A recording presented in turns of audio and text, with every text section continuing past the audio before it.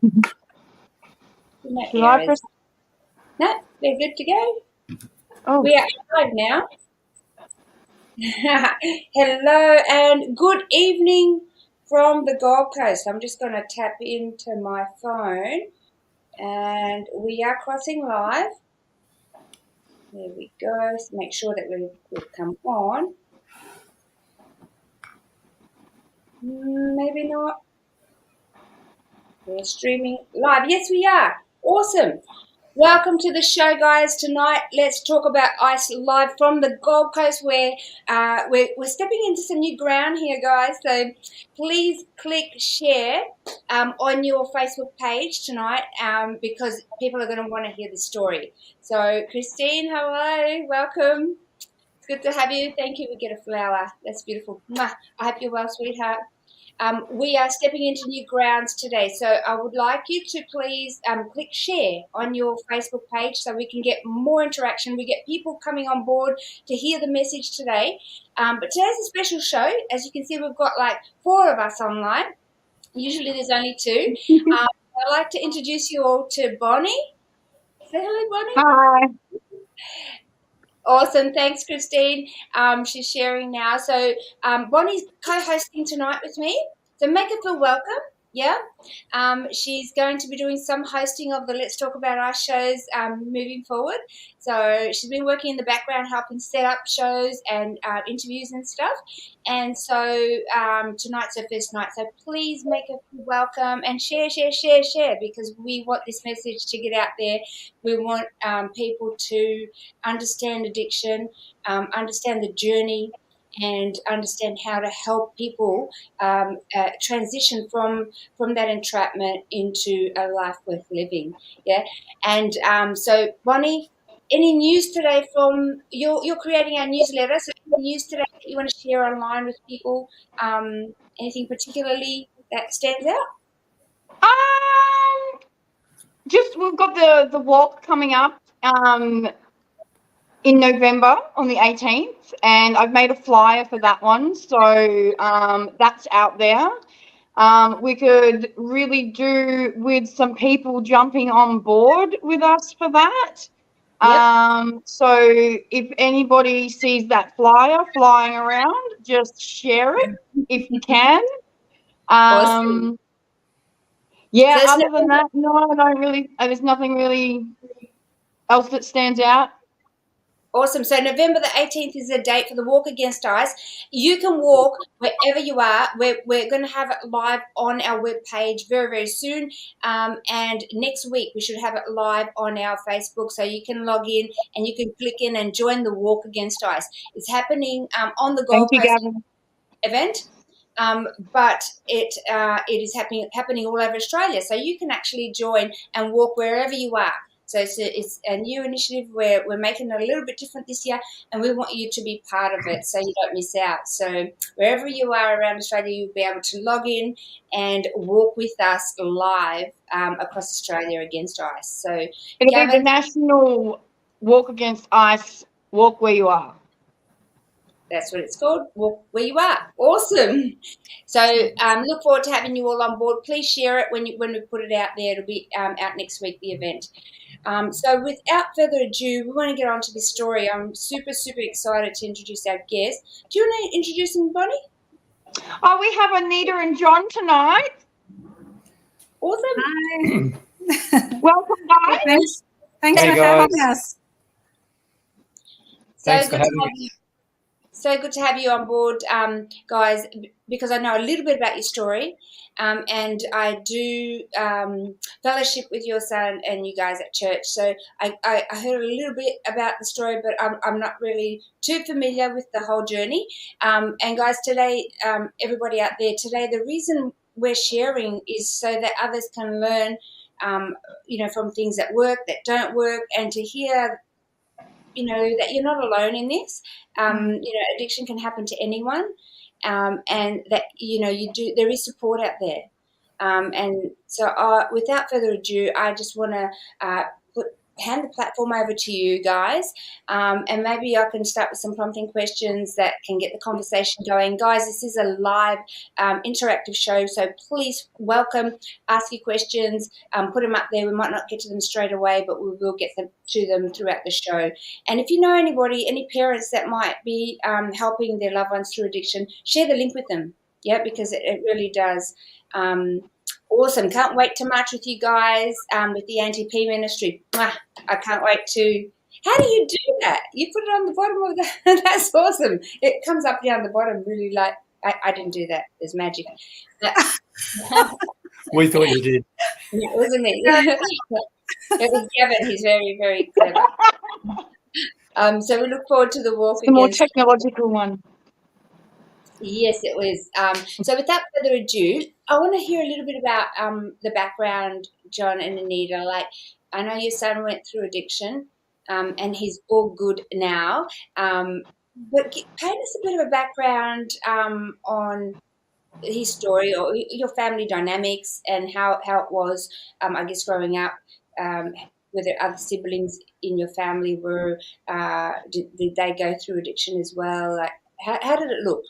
Paint a little bit of a picture. Well, we've got 3 children, Andrea. Sam's the youngest, who's the one we're referring to. We have a daughter in the middle, Tani, and an older son, Daniel.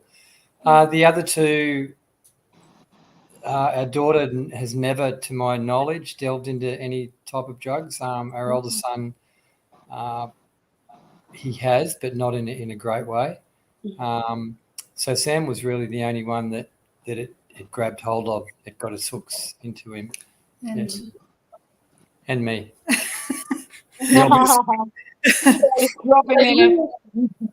So you were already in addiction when the kids were growing up, or was that before? Yeah, absolutely. I had this conversation with Bonnie before we went live, so we have got something in common there. I was a massive pothead for years and years. Very functioning, but nevertheless, it was around the kids all the time. As much as I did try to hide it, thinking that I did hide it, they were very aware of it. So I found out later on. Yep. People always are. Yeah. Yeah. I think the biggest issue came, though, we'd been married. We met when I was 18 and John was 26.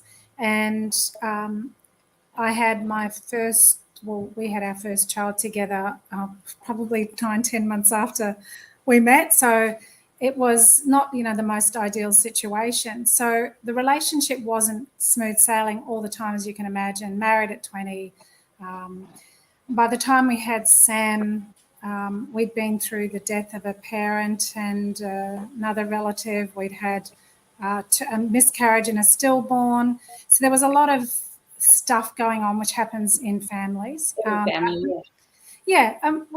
I was young, though, and we probably didn't really deal with it very well. So when our troubles sort of came along, our marriage got shakier and shakier, which resulted in divorce. So we were divorced and apart for 4 years, and that was while our kids were at that vulnerable stage. And after 4 years, we didn't really talk to each other much. So you can imagine what happens with kids. The parents aren't really communicating. So it wasn't surprising that they all sort of got into trouble in one way or the other.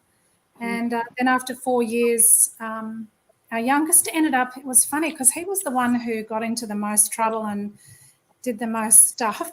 But before we got back together, he actually went to a youth group and started hanging around all these people, surfers and skateboard riders and that. But they all went to this youth group, and he started seeing there could be other options. But then we ended up getting back together, and he got even into more trouble.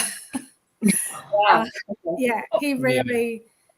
Yeah, we thought us getting back together would automatically fix everything, but that wasn't so, But that's what you'd expect, isn't it? That's right. Yeah, you think that. Well, a lot of parents, and family members think it's, it's kind of their fault. It's the environment their kids grew up in or something they did that led them that way, and you try and fix it, and it does it. many times it does not come from there at all, Yeah. So I want to go back a little bit. Yeah. Because we kind of like going a bit, one Yeah, thing's sure. going with the other. I just want to go back to so John, did your kids, did they see you using drugs, whether it was pot, marijuana, were they? I didn't No, I didn't smoke in front of them, Andrea. Mhm. They were aware of it. Yeah, Yeah. they were But very that was aware. definitely something I was pretty pedantic about. Yeah. I had it growing around the house. That probably wasn't the smartest thing. They were switched on with that. Bonnie's trying not to smoke. Well, hidden in the vegetable garden. Yeah. I thought so. But no, I try It's to just protect. tomato plants. That's right. Yeah. Yeah. And Sam probably recognised that more than anyone. When we got back together, he was Very cluey. yeah, he was switched on. Well, you guys know him. That was 14. So his journey from 14 to it was pretty 23. much 23. So nearly 10 years. Yeah. That we struggled is probably a nice way to put it. Struggled through with him from how far do you go with it? From stealing to creating his own protection through local motorcycle gangs. Wow. Like at 14, he did that. That happened.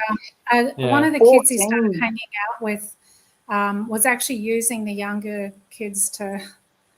He was a friend of a son of someone, and so they just get taken advantage of, unfortunately, when they, you hang around the wrong crowd, Yeah. you just fall into the wrong things. You do. But he ran away from home at 14, and we didn't actually know where he was for a while. So that's happening a lot, Anita. That is happening a lot. Kids younger and younger are being, I guess, taken advantage of, but given the opportunity to use substance, to traffic substance, and they see the kids are vulnerable, and they're actually introducing a drug to make them feel better. And but if you sell this and you take this over there, we'll give you some stuff for free. And so kids are inquisitive. That they they often want to know. Oh, I'm doing something bad. They're rebelling, they're trying new things, and they get in trouble very, very quickly. The problem I have with that is that ice is like no other drug, and it hijacks the frontal lobe of the brain, and it very, very quickly, destroys the neurological pathways and destroys the capacity for the person that's using to make rational decisions, and it can really, it can really destroy somebody and lives very, very quickly. So we've got a question on the board. I just saw Kylie's question there, yeah. We did know there was a problem right back from when he was 11, when we first broke up. Sam's personality was very outrageous and not outrageous. He just gets on so well with so many people. Yeah. So adults are really drawn to him. Yeah. Because he's got an adult sense of humour, even at such a young age. And the problem was, though, because John and I were apart, he was telling one person one thing and the other person the other thing. And at times we thought he was with the other parent, because we only lived a block away from each other, even though we were apart, so that the kids could come to both homes. And Sam, he was a pretty good manipulator, Sam. He played the game pretty well. Yeah. So he was very entrepreneurial in not such a good way. Yeah. Yeah. He was using his talents for evil instead of good. And that's what happens. When you're in addiction, you hustle, right? You hustle your way through it, and you're very slippery. But then you can also do the same thing if you come out of addiction, because you've already got that skill set. That's right. Use it for good, yeah. For good, absolutely. I was living with a family that was sending their 9-year-old to get their drugs. Their 9-year-old. Yeah, we've got people up in Cairns as young as 8 that are doing that. Wow. Yeah. But even if you recognise it, it's not easy to tackle it. Absolutely. Yeah, absolutely. And in our case, when we did try and do something about it, that's when he ran away. So, and he ran to another friend's place where the mother was actually the one selling the drugs. So, you know, and it was just by chance when I was at work one day at a medical centre, he walked past the medical centre and I saw him. And I dragged him in and got one of the doctors to check him over. And I realised trying to drag him back wasn't going to work. So we just left a very wide door open until he decided to walk back in. So he left home and he's living out with somebody else that's offering or making drugs available to him. Talk to me about how that was like. How was that working with your family dynamics? Obviously, you have other siblings. Were they like, "Where is Sam? What's going on? Why aren't you helping him?" Or was he reaching out to their siblings?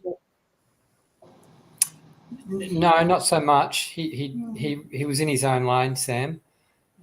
With that, look, that was probably the most difficult time we went through, because we got judged a lot, because he did run away. I mean, I can remember trying to bring him home and stopping at traffic lights and him jumping out of the car, and you just couldn't do it.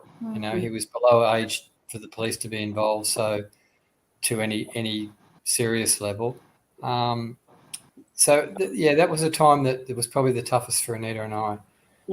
He wasn't home. It wasn't easy when he came back and moved back into home, and it still was the same, but at least we knew where he was. The unknown was the worst thing there, I think, and especially at such a younger age.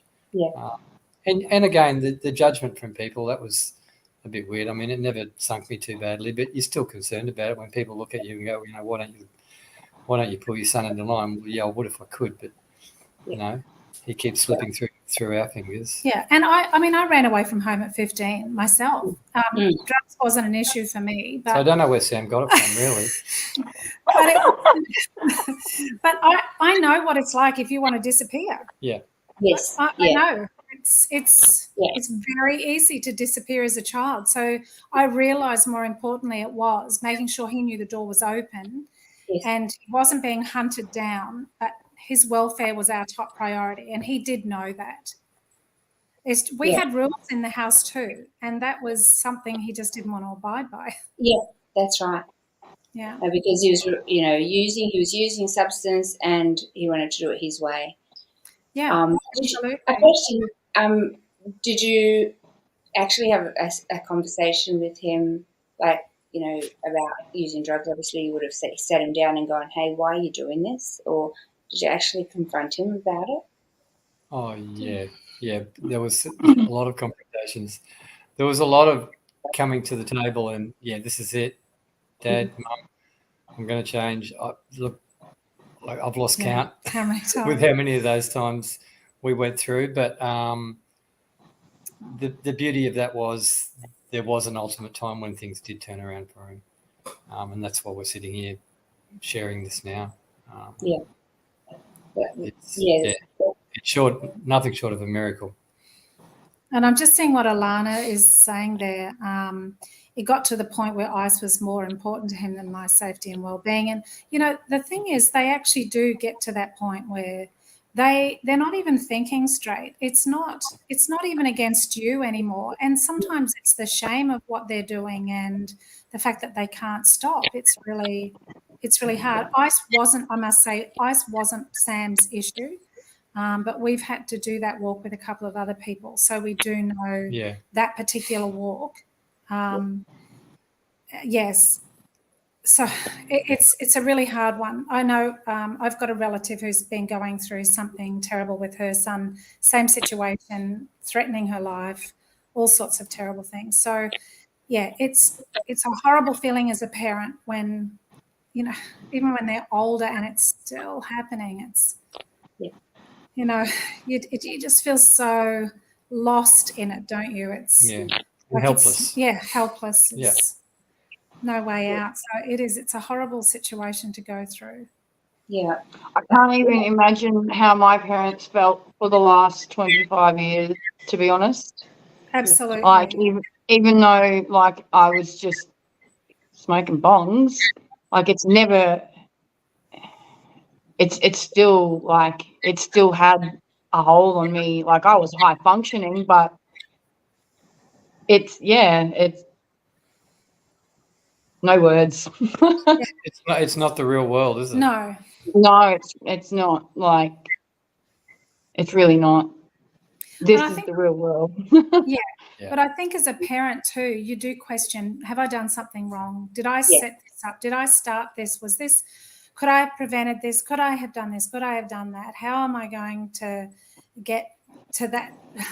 Like what can I do now? It's like all of a sudden we've got to fix it. I remember one Christmas, we had the house full of family, absolutely full. And he rocked up in the morning, some like 9 o'clock in the morning he turned up, because we start very early with our family things. And he was obviously inebriated, because that was always how things usually started. And the night before had obviously been big. And he was going to go drive his car to pick someone up. And I took his keys and hid them and just said, if you look for those keys and get them and get in a car and drive away, your things will be out on the front lawn when you get back. And I've never been more serious in my life. And he was probably about 18 then, I think. Yeah. And I said, so really think hard about this before you do it. Within 10 minutes, he was gone, car was gone. So I then, Christmas Day, with all my family at our house, had to go into the bedroom and pack all of his things up and put them out in the front lawn and lock the house up. And it was the hardest thing you can do to your son is on Christmas Day, lock them out of your house. It was like, I can't even describe to anyone what the emotions were like doing that. But, you know, we just knew that there had to be a standard, there had to be a line drawn in the sand, and risking someone else's life is that line in the sand. That's he can do stuff to us. He could do this, he could do that, all the rest of it, but he could not put another person's life at risk. That was the definite no for me. And I know everyone's got their own, but I think also seeing some of the comments come through Alana there, that enabling thing, because I work through what we've been through. I work in addictions now, in counselling and in relationship counselling, because we're so good at relationships. Well, we are now. We're still together. Yeah, that's right. Still together. We do fall into that trap of enabling them, but the move that Anita made that day, look, I know it's hard, and I've spoken that into so many people's lives. I say you've just got to cut it, because the amount of damage you're doing is just compounding. And I know that when we got back together, we took responsibility for our breakup and the collateral damage that had on our kids, and we apologised to them when we got remarried. We publicly apologised to them for our part in that. But, you know, there is a line in the sand with that too. So thanks for your comments. I think it was Alana, or it might have been the girl beforehand. Yeah, and also just seeing Ranjini, you know, so many of us have had to go through that point, and some of us are probably still yet to go through that, because it's the hardest thing to do. And as a single parent, it would be even harder. See, at least I had John to lean on. But I think if anyone has joined us and is going through that as a single parent, the most important thing you can do is get in community, because even together, it was our community that ended up confronting Sam and getting him into rehabilitation and getting him into the transformations program. And, it makes a village. It 100% took a village. And you know what they say? You know what they say, Anita? You know, it's harder for you to speak into your own family member's life. Like, it's even to tell kids, don't use drugs, or, hey, what you're doing is, because there's that relationship there, and, you know, most of the time they're like, yeah, whatever, you know, and, you know, but for somebody else to come into the picture and hold up a mirror, which is what we do as peer support, you know, we're like, hey, mate, this is what you're doing, and this is where you're going, and this is where you're headed, and this is what you've done, and this is what you're cultivating, and you're losing grip here, and to be able to show that, without a fear of losing that love, it's a whole different, because we've got nothing to lose, right? So having been on the same side as somebody in addiction, and having that lived experience, we can actually step beside them and go, hey, no, you can't pull any punches with me, mate. I know what you're doing, and this is where you're heading, and here's a mirror, and often that mirror cultivates change, because they can see themselves and go, wow, is this who I'm being? It's very hard hitting, but somebody outside from the outside generally has more of a say than the family, and it's just because we know that our family will love us through whatever, and so even if we stay in there, or even if we continue that, they're still going to cop it because they love us, and and generally you can't help them really create that that massive change. I love that. Love will conquer all. That's a great statement. It came up a little bit earlier there. But I love you, but I don't love your behaviour. You're doing. We that don't is love you. definitely. It's differentiating it with them too. And the thing is, you've got to pick your moments to have those discussions, because that was probably the biggest lesson we learned, wasn't it? And we would tag team too. So if John knew that he was leaning towards me a bit more, then I would have the conversation. If I could see he was having a good moment with John, I'd step back and let John have the conversation. And again, like I said, it was definitely, we had some really, in our case, it was the pastor at our church. Well, actually, both pastors. They built this incredible relationship with Sam. They just loved on him, got around him, spent time with him. And then when they realised that the relationship was at that point, then they said, we love you, but. And they were actually the ones who took him through into that process, going into transformation. So, Sam was. This is when he was still sort of, every second weekend he was on it, but the other weekend, in between weekends, he used to turn up at church. But he had, and you guys know him. He's such a personable young man, and he had such a great relationship at that stage. He was in his early 20s. He just had such a connection with young people in youth, and our pastor saw it and recognised it and loved it. He was in and out, so it was inconsistent, and that wasn't any benefit to the young people at all. So that's when he was confronted and said, I love you, love the way you are with the kids, but I can't have that influence on my gathering.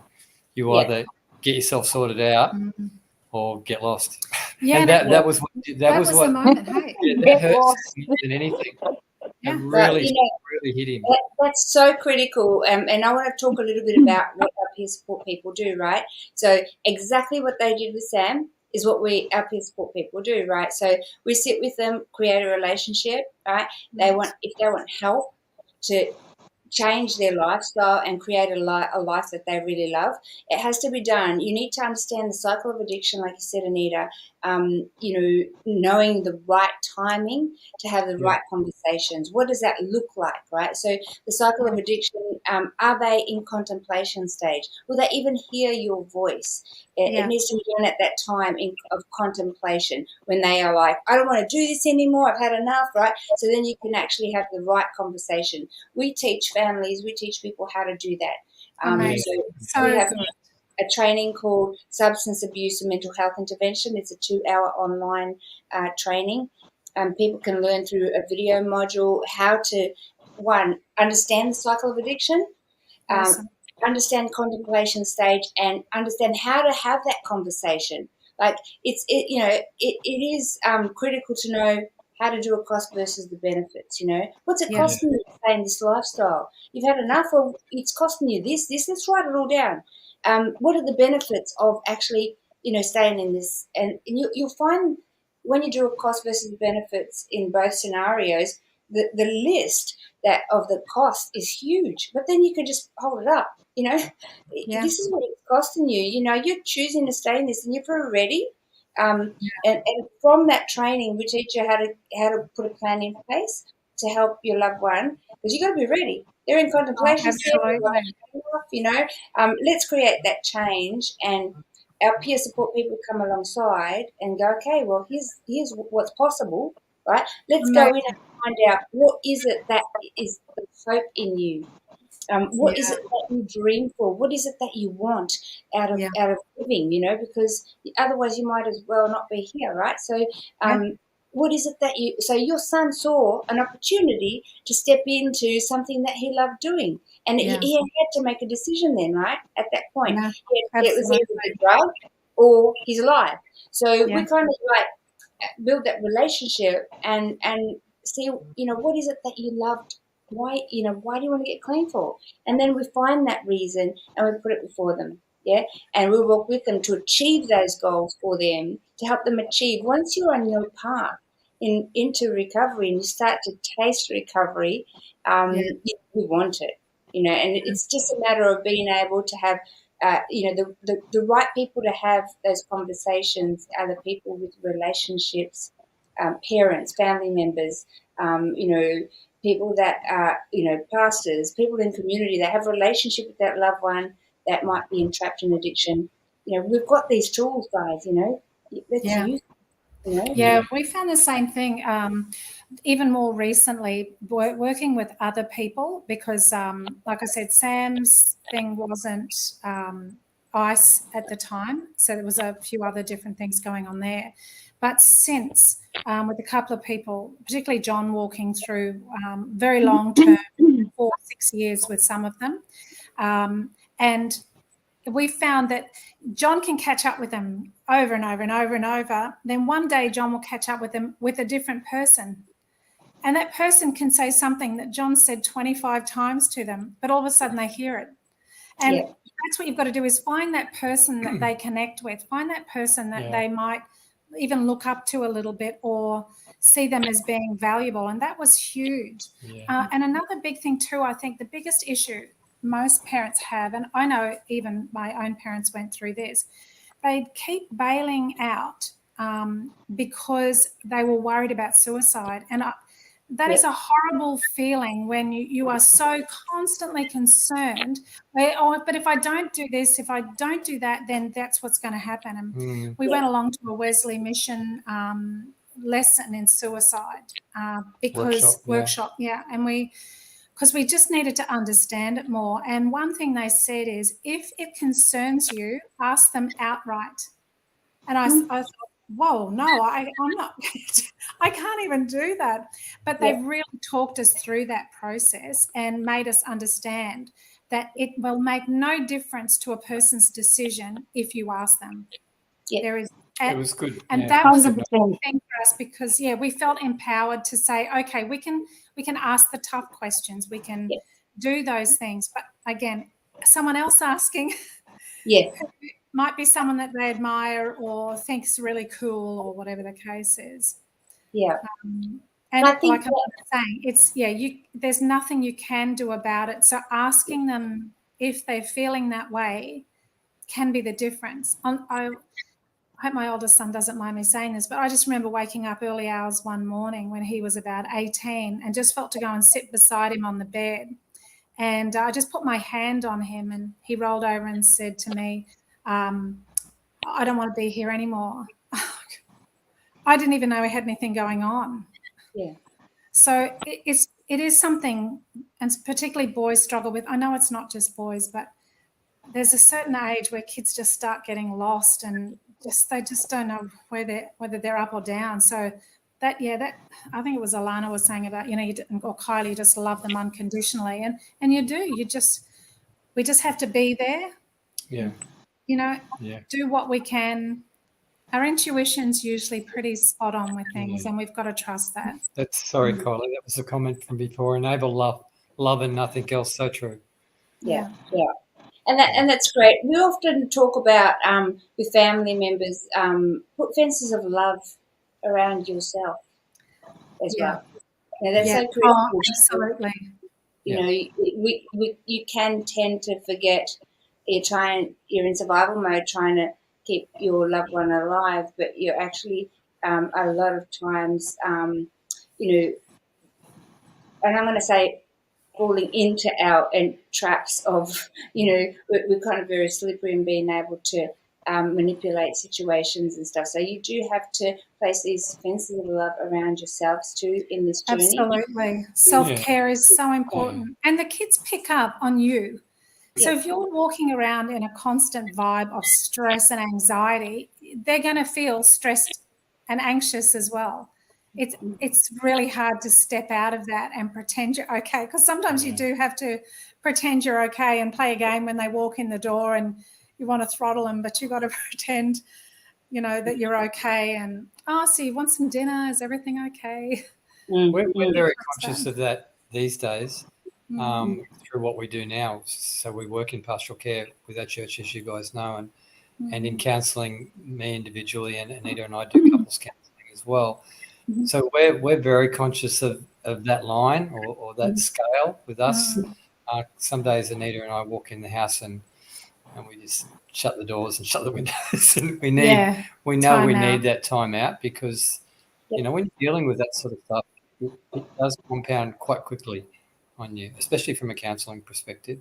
Being at Transformations today, 2 clients, that one alcoholic and one meth head, totally different guys, but had just their lives are just so wrecked. Yeah. Both in their early 40s.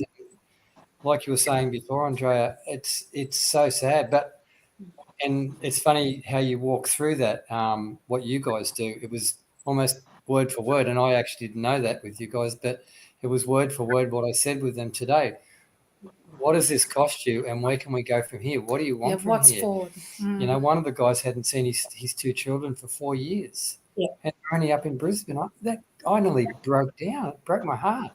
But let's make that one of your priorities when you get out of here, when you get through this program. Yeah. And the other guy, funnily enough, was about his dog. He just wanted to go and have a life with his dog, but and sort of reunite with his mother and 2 brothers. Yeah. So giving them something to head it's for. Hope. Everyone needs hope, don't they? Yeah. And recovery is possible. You just got to get the tools to be able to help. Absolutely. Be equipped. What we usually, when we talk to parents that come in and say, "I'm lost. I don't know what to do anymore. I've been to these seminars. I'm not having success." We usually try and have a conversation with them about, okay, do you talk to your loved one? Yep, they're still living at home. I do talk to them. Do they ever get in a place where they're like, I'm sick of this life, I can't do this anymore? That's contemplation stage. Now, when you get to that place, I want you to have a simple conversation with them. Even if you want to do it tonight when you get home, go home and say, look, I just met with somebody that's been through what you've been through. I'd love it if you'd have a cup of coffee with them. They've managed to get out. They've managed to get out of this, this devastation that you're in. I'd love it if you could have a cup of coffee with them. And just leave them with a number, because there will come a time. It might not be that point right there, but there will come a time. And I had that experience just not long ago. My husband actually gave this guy a card, and he didn't call me. It was months, 2 months. And yesterday I got a message. He's ready. He's ready for change, And, just plant the seed. We talk in schools and stuff as well. Like there's addiction now, in ice addiction particularly, but all types of addiction are rampant in our society because we went through COVID. Many families were destroyed. Lives were really rattled, and people turned to substance to help cope with stuff. And we've got 2 and 3 generations deep in addiction, and so we take some information and we say to the kids, if you don't feel brave enough or you don't think you can talk to your parent about this, leave it on the bench, because there will come a time they might pick that up and, and reach out for help, and that has happened in the past, So just creating that platform where there is a bit of a support line And then when they get to that place of contemplation, they may not turn to their family members. There's lots of stuff like shame, guilt. Shame's such a big one. Yeah, so just, make an inroad in somehow, to have that conversation. And I know that Lana's made a point here, there's DVO sometimes to make, make the break DVO. Yeah, she was in danger, and that's totally understandable, right? You've got to put yourself, keep safe, and that is part of the Absolutely. That's the priority. There's always, like I always say with some family members, you may not have a relationship with your son or daughter right now, but you know what? Find one of our shows on Let's Talk About Ice that relates to them and flick it to them. Flick it to them. Flick them shows, flick them contact numbers. They will come to a point where they'll reach out for help at some point, Yeah, sure. Yeah, well, don't you remember there was a young girl who was going through she had a very long ice addiction, and there was a lot of other stuff living on the streets. And her mother reached out to John when she found out about what had happened with our son. And John had been contacting her for 2.5, 3 years. Absolutely no connection, not answering calls, nothing. Just via text. Via text, trying to get her to contact. It probably took 2 years before the first return text. Wow. And then it took another year or so before she'd agree to meet up.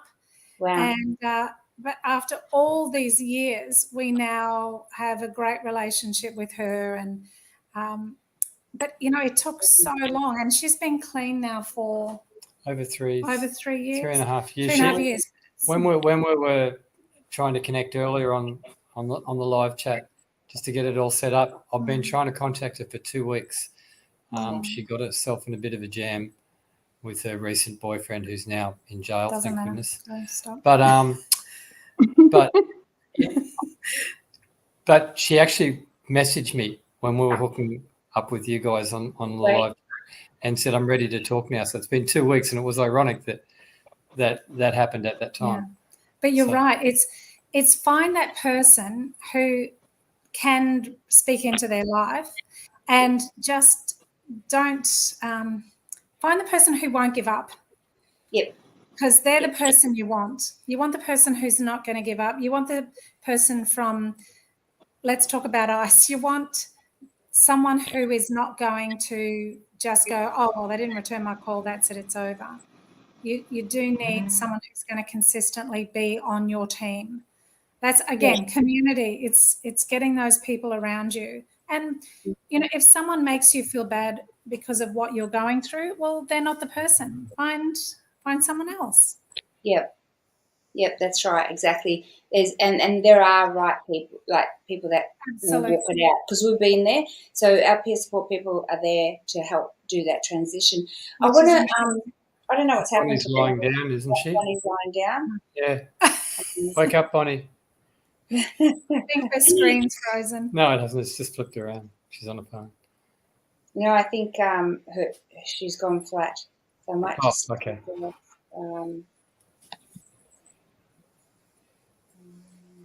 just going to take her off from there. I think she's gone flat. She comes back. So we've got, it's dead. Yeah. Her phone's gone flat, so apologies. She'll be back next live stream. Hopefully she'll host that live stream. But we'll continue with our conversation. A sponsor is the key, Terry. Thank you. Exactly what our buddies do. They connect them on a tripod system of support. They get them back with the buddy comes in and walks with them, gets them either into rehab or detox. Sometimes, mainly most people, by the time we get to them, they need some therapeutic environment to really get a grasp of this. They might need detox. They go into rehab, and then once they come out, we set them up on a tripod system of support. The buddy helps do that. So they get them a sponsor, they get them a counsellor, and they get them to go into group.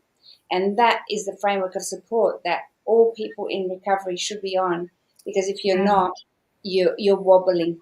Yeah. And if we often, we have a higher power, I call it God, and many people know my story. I had a supernatural encounter that changed my life. But you have to have some faith, some hope, people that can help walk with you. And if you think you go to rehab for 3 months and come out and you're going to be fine, it's not quite, doesn't work like that, No.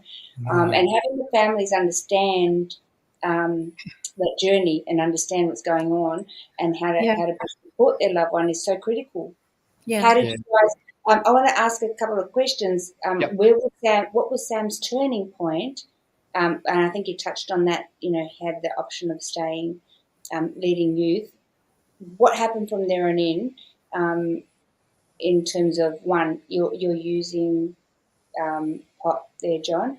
Did that fall away? Did you decide to make changes in your life earlier before that? Wow, that's a loaded question, Andrea. So I do that. That's okay. I'm getting to know you. Well, okay. Anita and I had been back together at that stage when Sam made that call to go into rehab. So my life had turned already. So through Anita and I getting back together, we were involved in a church together.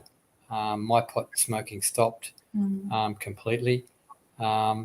As far as Sam was concerned, one of the things that was, and I shared this to both my clients today, ironically, was when he went in, I made one thing clear. I made a deal with him, and he'd done so many things before. He'd committed so many times, but he'd never finished anything. And I said, okay, if you're going to go in, you need to finish it. I don't care whether it was a 12-month program.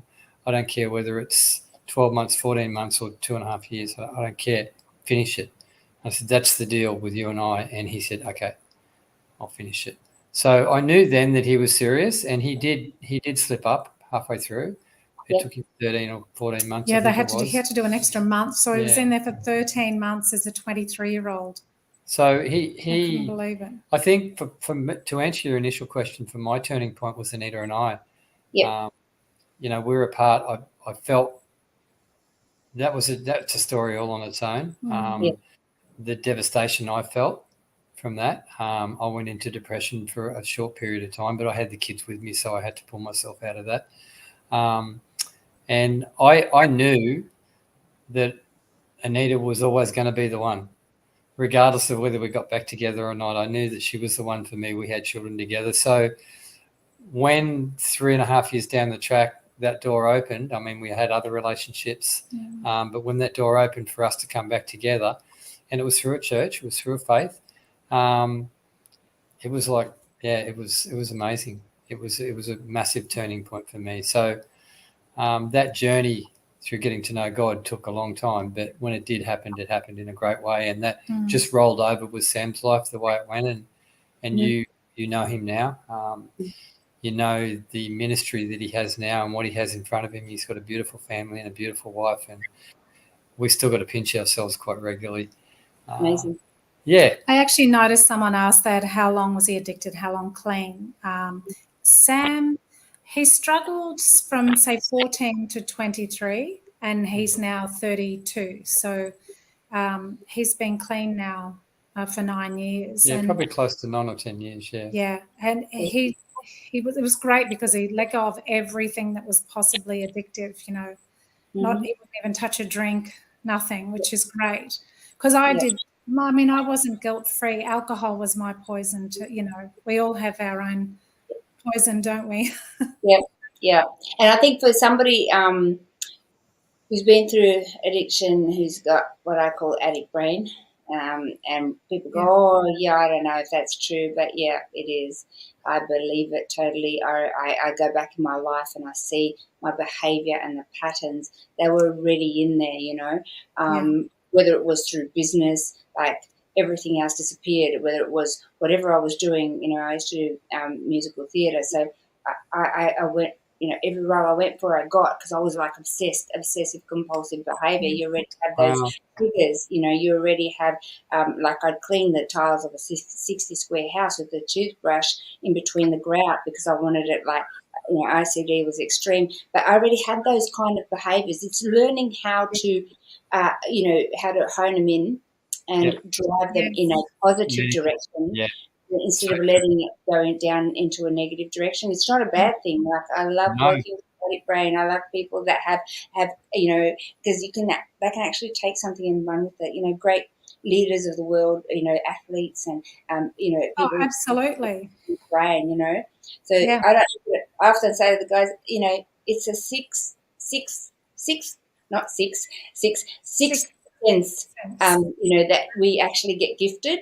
We just got to learn to navigate with it, and we will have. And again, it's something that if only this sort of thing was taught in schools, you can see the kids that now, as an adult looking back, you can see that it's where the differences are, but they don't do anything with that. And the kids can sometimes be labelled troublemakers because they're bored quickly. Or they're overly focused on something. Yeah, I agree. Unfortunately, it's something that, like you said, it can be used for good or evil. And if it's not honed for something good, if the parents don't have the skills and the teachers don't care or don't have the skills either, it gets mixed. Yeah, absolutely. Because none of us belong in a box. Absolutely not. And that's why we go into schools, we share our lived experience in hope that the kids, can connect and relate and make better choices. We talk to them about choosing life. Choose life so that you can live. You're created for something amazing, not for self-destruction, and these substances are just going to kill, steal, and destroy your life, It's the journey. We play the tape and go, here's the outcome, here's the journey, this is where you're going. It's a hell.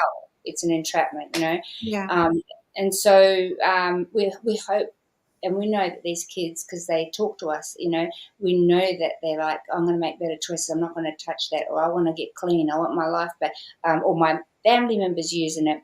How do I help them? And we're able to create inroads into that. I want to talk a little bit about, how you guys cope mentally through how actually the practicalities of helping Sam as well transition after he came out of rehab, like emotionally. How did you actually get the skill set to be able to help him, support him, and how was that? I think it was probably our community that really bolstered us with that, because we probably, even once he came out of rehab, did we 100% have the skills? Yeah, no. But the people around us did. So it was 100% a combined effort. I can't say the word community enough. You can have a bad community, but you can have an incredible community. And we were very fortunate that we had a very good one. And but then that was a choice of ours too. We found that community. So when Sam started being around us again, then he was automatically around them as well, because they were around us. And, I remember we had a Bible study was being held in our house every Tuesday night by this amazing man.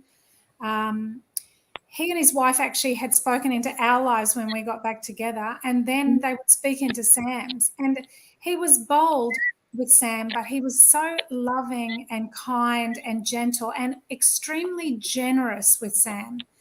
I think he'd even give him money. Here, Sam, go and get yourself something. Go and do this. Like, it was a real trust thing for Sam that someone would do that. But Sam still yo-yoed in. This was before Sam had gone into rehab. He would yo-yo, and things would seem great, then they'd be bad again. Like, we'd sit there with this couple, and we'd be like, "Oh my gosh, at what point is this going to start coming good?" But we had someone doing that with us. It wasn't us doing it on our own. That's awesome. Our skill set from there, or the roll-on of that, Andrea, has been bolstered a lot now for obvious reasons. I mean, I always had I don't know whether so much it was from Sam. You've got to say it had an element of that, a fair element of that in my life, but I always had a heart for addictions, to work in it, even when I was in addictions myself, strangely enough. Correct. So it was a natural progression for me, and I've only pushed that forward. When Anita and I got back together, I started the counselling diploma then. Prior to us getting back together, put a hold on that, which I've only picked up in the last couple of years again. But even just working in rehabs, and our skill set now in marriage counselling on a lot of different levels has definitely been bolstered. And look, we're happy to go to as many workshops as we can, speak to guys like you, be connected with associations like yours. So we can't get enough, and we can't help enough. That's where our hearts are with it. So Awesome. in the beginning, we didn't know that much, but we know a lot more now. That's so good.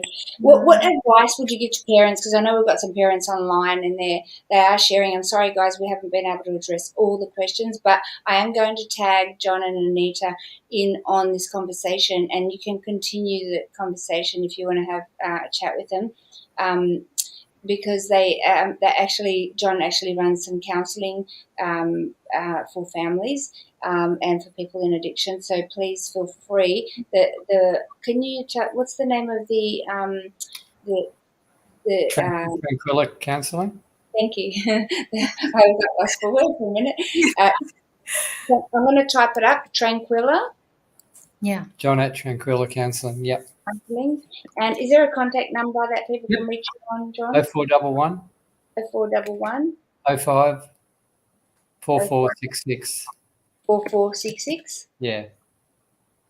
And hi to Corpora. Hi Corpora. Yeah, she messaged before. Thanks for the support. She knew Sam at an early age through Chapel.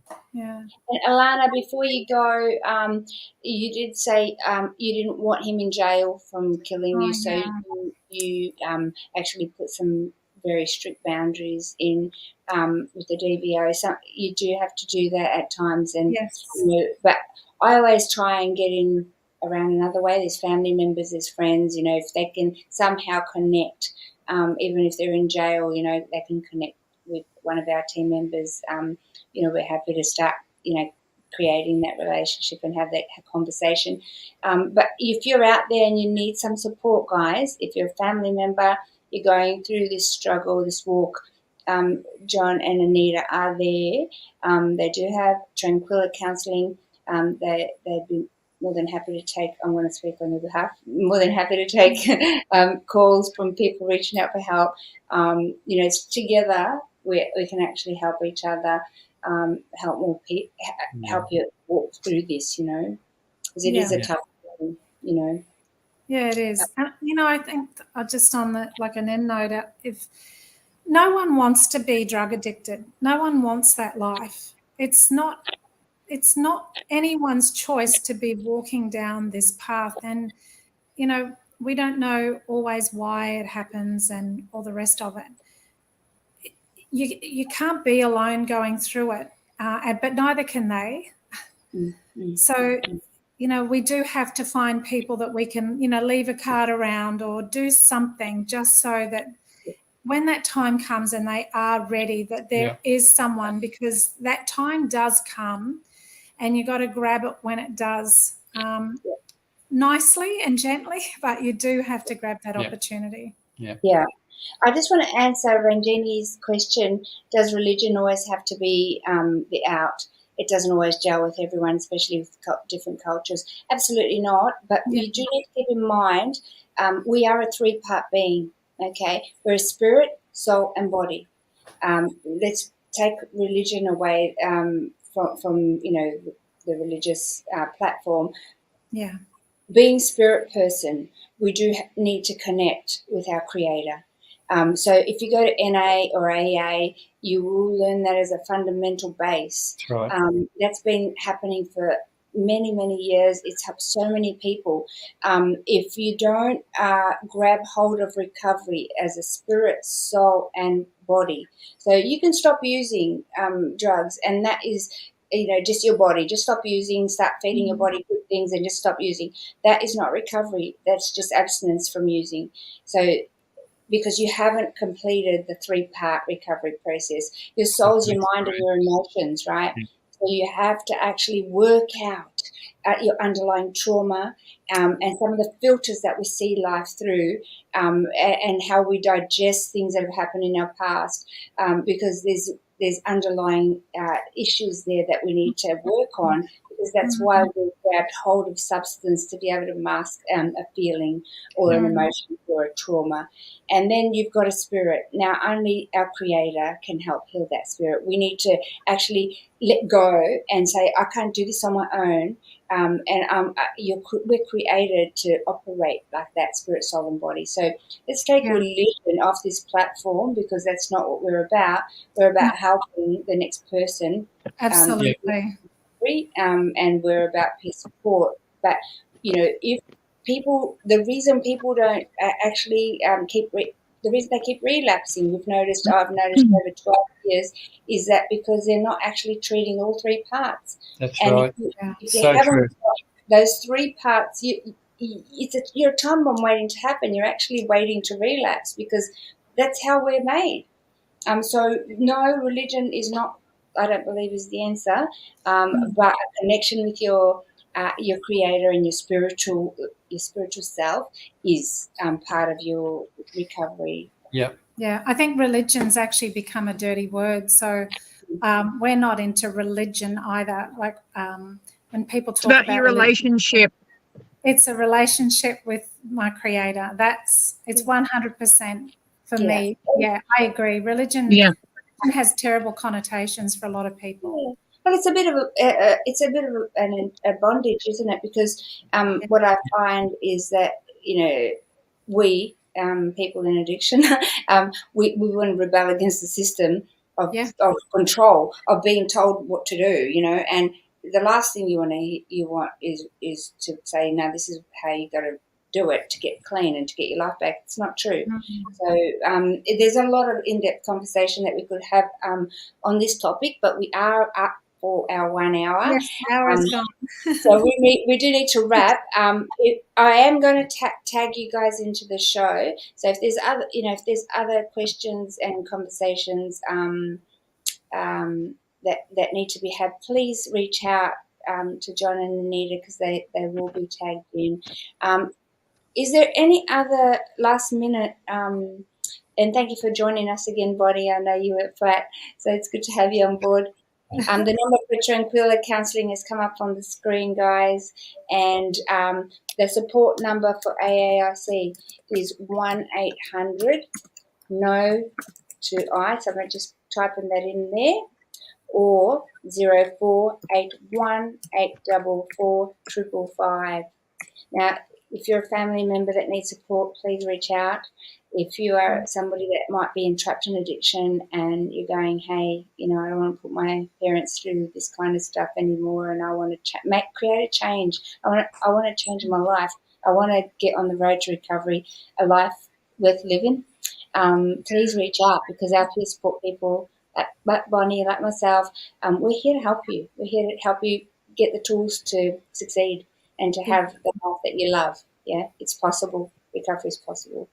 And yes, is there any last minute things that you want to share before we wrap the show, guys? No, I think I'm all done. We're just so thankful for Australian Anti-Ice campaign, because there was no platform, there was no one for us to reach out to, and everyone needs someone. They need a number on the screen like you've put up there. Everyone needs that. So you guys are doing an amazing job, and people would be so thankful to have you guys there to call when they need someone. And we 100% support what you're doing. It's really so honourable. Yeah, these things weren't around. They weren't around 15 years ago. Yeah. So not to my knowledge. Every anyway, Tuesday night. Oh yeah, Lana. Every Tuesday night they're there. They are. What are you going to wait for a gap? Sorry. Thank you so much for having us on, guys. We really appreciate it. Bless your heaps. Yeah, guys, please share the show, guys, please, so this can have a wide reach and we can reach more families and support people. Just before we go quickly, because Bonnie hasn't had much of interaction. Bonnie, can you just tell us why it's important that they connect with AARC for support, and how did AARC help you?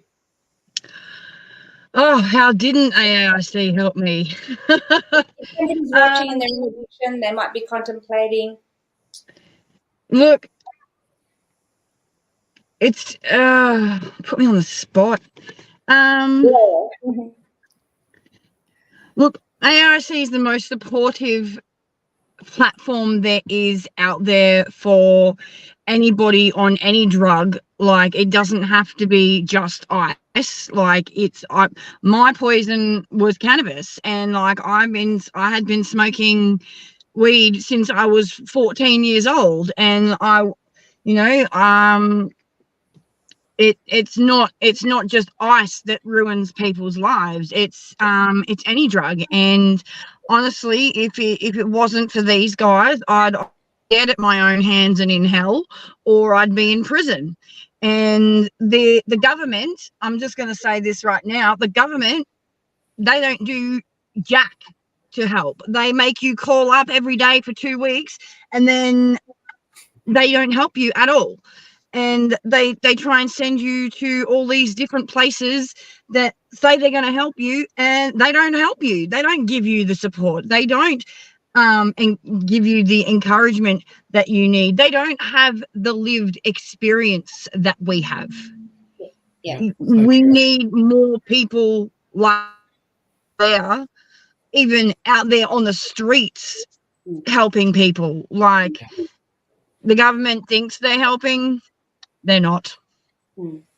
I think the problem is deep because we have such a funnel of so many people needing support, and not enough services, and not enough people out there trained to do that. So we're calling out. We've just come back from Bundaberg. We've trained a team up in Bundaberg. They are hitting the streets in Bundaberg. They are supporting people in there. That's what we do. We're setting up teams in Melbourne. We've done so in Coffs Harbour, in Sydney, WA. If you are somebody that's in long-term recovery and you want to give back and you want to help somebody, we can train you up to peer support people. So please get in touch with us. There is training available. We'll wrap that around you, and you can then start reaching out to the people in your community and helping. Every life matters, yeah. And honestly, it's just such a beautiful part of recovery as well, to be able to give back and hold somebody else's hand.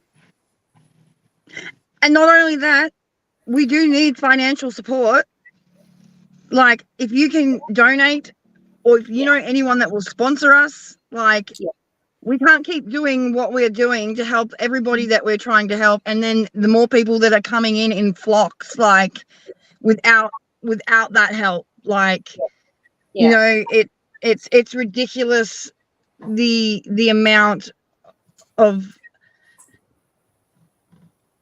how unsupported we can be. Like,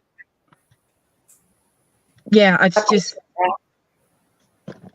We are an unfunded charity, so we do rely on people's support to help us continue. We do have, overheads, offices, internet, phones, and we do community forums. We go out to schools. So if you're out there and you want to be a part of this, you may not be able to physically come in and volunteer, but you may be able to donate a small monthly contribution that will help us continue the great work that we do.